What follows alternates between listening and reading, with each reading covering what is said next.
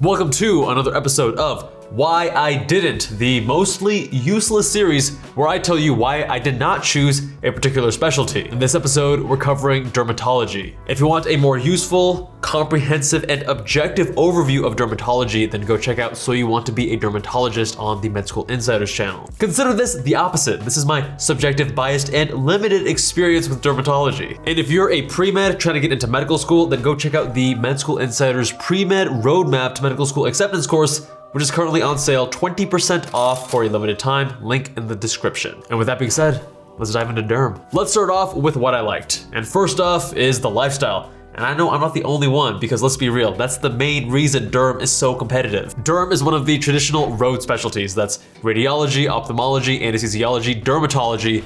These specialties are known for having really good cush lifestyles, although the other three are nowhere near as competitive as derm. And are you with dermatology? Yeah, I'm with dermatology. Aren't you on call? I think so. I have a consult for you. Isn't it Saturday? Yes? Okay, I can set up the patient to see me in clinic on Monday. I think this guy needs to be seen today.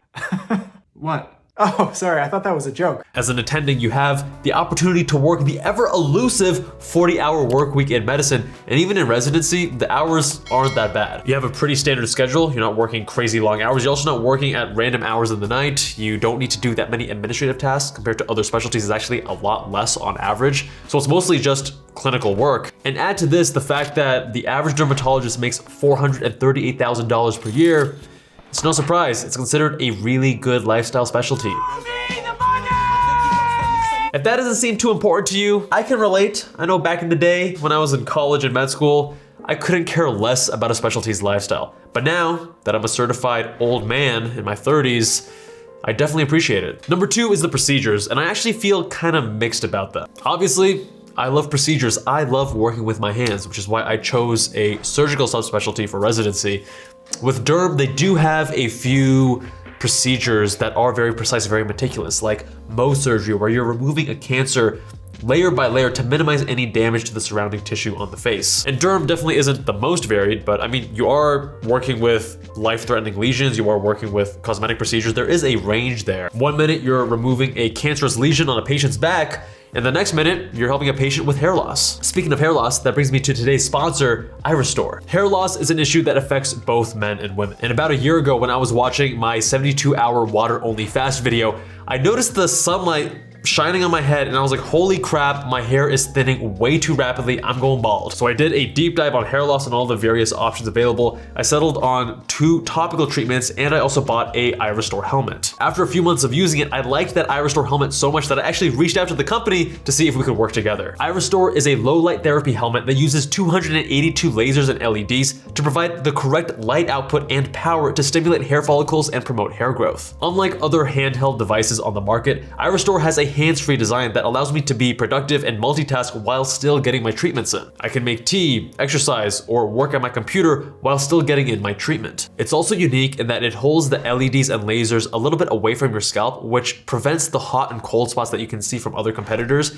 and instead you get a more even coverage. I've been using irestore now, along with my other treatments, the topical treatments, ketoconazole shampoo, and microneedling, for almost a year now, and I've definitely noticed a substantial improvement in my hair's thickness. This FDA-cleared, clinically proven device is hands-free, non-invasive, and easy to use. Results may vary, but I love that irestore stands behind their product with a 12-month money-back guarantee. Their New Year's sale is currently live, and you can get $400 off their irestore Pro device with coupon code Jubbal. Check out their website to take advantage of this offer, and thanks again to irestore for sponsoring this video. Now, let's jump into what I did not like about dermatology. Let's go back to procedures. There are several things that I don't actually like about the procedures. While I like the meticulousness, the precision, they're pretty straightforward. You're just removing one layer at a time. They can become kind of tedious, monotonous, and just not that exciting. I've seen a handful of Mohs cases, and they're generally done in the outpatient setting. You're not really going to the operating room, even the more complex cases. So you don't really feel like a surgeon, because it's not really surgery. Shots fired! Emotional damage! Number two is that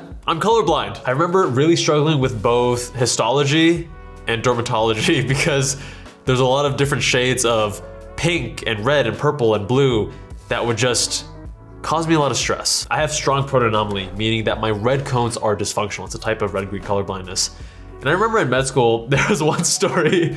I was on inpatient internal medicine, and my resident asked me to draw with Sharpie around cellulitis on a patient so you can track whether it's improving or not. And we come back the next day and he's like, holy crap, you know, it's really spreading quite a bit. And he's like, wait, no, huh? That doesn't seem right. And it turns out that I couldn't see the actual proper border because the faint red I couldn't see. I could only see the darker red. So I drew a line around the darker red thinking that all the skin around it was normal when it wasn't. So yeah, examining the skin and all the different shades of red and purple and whatever, not my jam. And what's even less your jam, if you're a strong protonope, is dermatopathology, where you do derm plus path all in one. Hell no. Hell no! Number 3 is clinic. You're gonna notice a common theme here with this Why I Didn't series.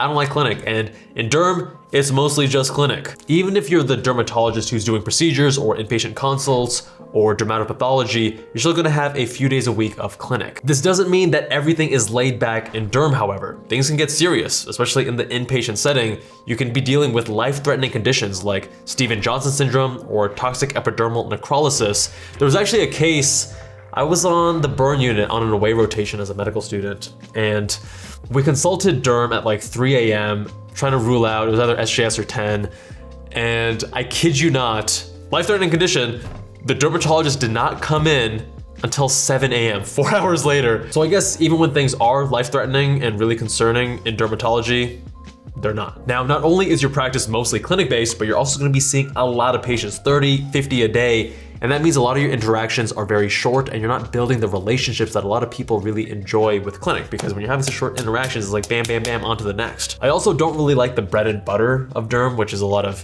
psoriasis and eczema and acne and skin cancer checks. Next up is the patient care. There's 2 reasons why the types of patients and conditions that you see in derm don't really appeal to me. The first is that it does require at least a moderate level of patience. It's not something like internal medicine and like, oh, hey, we're gonna do some lifestyle interventions for your diabetes, and then 6 months later you're like, god damn it. But compared to something that's surgical, that's immediate, you still need to wait a few weeks in derm to see some improvement with a patient's acne, for example. The second reason is that in derm, I would feel like I'm not having as big of an impact or changing lives in as large of a way as I could in another specialty. And don't get me wrong, I understand the significance of helping someone with really severe acne, what that can do to their self-confidence and how they just interact with the world, or diagnosing and catching melanoma early, which can definitely be life-saving, but that's not your bread and butter either. You're gonna be dealing with a lot of autoimmune conditions, and you can't cure it, but you can treat it and manage the symptoms. And while there are rocket surgeons saving lives, doing human to goldfish brain transplants,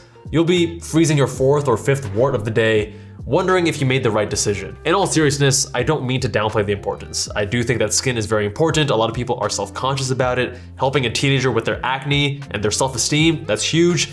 You know, helping a woman who has skin cancer on her face and very meticulously removing that cancer and giving her that renewed sense of beauty, I mean, that's cool. Next up is the personalities. Let's start with the personalities of the patients. Most patients are great, right? But in any specialty, there are a percentage that are gonna be more challenging. And when it comes to aesthetic plastic surgery and dermatology, I would say you're gonna find more so compared to other specialties. There may be some body dysmorphia, some unrealistic expectations. Even if you've done really good work objectively, they may still be dissatisfied, really unhappy with you, and that can be frustrating. As for the personalities of dermatologists, I'll just say that I didn't really feel like I fit in. I don't think I was as proper. Maybe I was a little bit rough around the edges. And lastly is mid-level encroachment, which I believe is only going to be affecting dermatology more and more as the years go on. Skincare is easily marketable. So everyone and their moms, the NPs, the PAs, everybody else, they're all opening up med spas and taking weekend courses on Botox injections. The car alarm? He's laughing. Gotta slow it down. I talk much more about mid-level encroachment up in this video on the MSI channel. All right, so should you consider dermatology? Let me start by saying that a lot of people, they'll tell you that they're going to medicine for X, Y, and Z reasons. They don't care about the money, the lifestyle, the yada, yada, yada. They wanna help people and save lives, and yet dermatology has consistently been one of the top 3 most competitive specialties for several years. I think a lot of people go into it for the right reasons. Don't get me wrong, they love the bread and butter, they love the types of patients they see and diseases and all that stuff, but I think a lot of people are going into it because of the lifestyle. And there's nothing wrong with that, because look, as I'm getting older, I understand the importance of lifestyle, but I think that what is more important is that you actually enjoy what you're doing day in and day out. You need to find it intrinsically rewarding, satisfying.